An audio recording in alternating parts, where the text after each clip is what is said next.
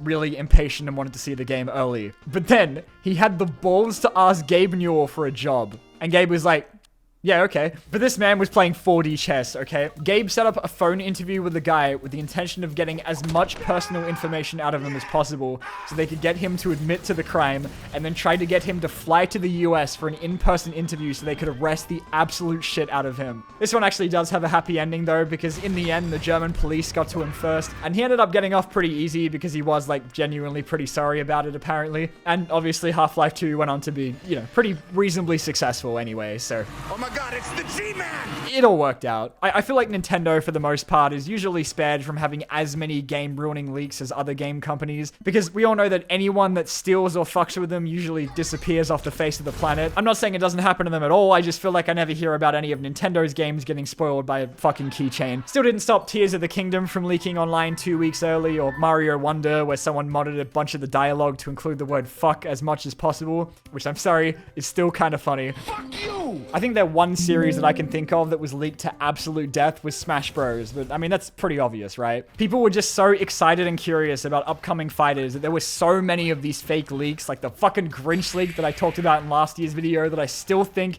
is one of the greatest evils ever perpetrated by humanity. But it was always a nice surprise when through all of the misinformation and predictions that something came out that was actually real. The only ones that I can think of that weren't just all bullshit were that leaked screenshot of Ken that everyone thought was fake, or that time Nintendo forgot to blur out the stage builder mode in the literal first second of a commercial before it had even been announced. And I mean, yeah, it was probably intentional, but I don't want to give them that much credit. And there was Smash 4's ESRB leak, where the son of some random Nintendo employee took a bunch of screenshots of an early version of the game and sent them around to his friends, who then posted basically everything about it onto 4chan until Nintendo fired his dad's ass. So yeah, that kid is probably still grounded. But I think the single best leak, not just from Nintendo, but I would say of all time, was the Nintendo Giga leak from 2020. Because it's one of those rare times where, despite it still being very much illegal, okay, Your Honor, because all the games in the leak were over a decade old, it didn't really hurt anyone and was more just cool to have for the sake of history, I guess. It was during mid-2020 when everyone was still stuck inside and had nothing else to do that I guess one particularly bored person must have somehow gotten into some Nintendo servers and uncovered a massive amount of unreleased content from some of their games from the 90s.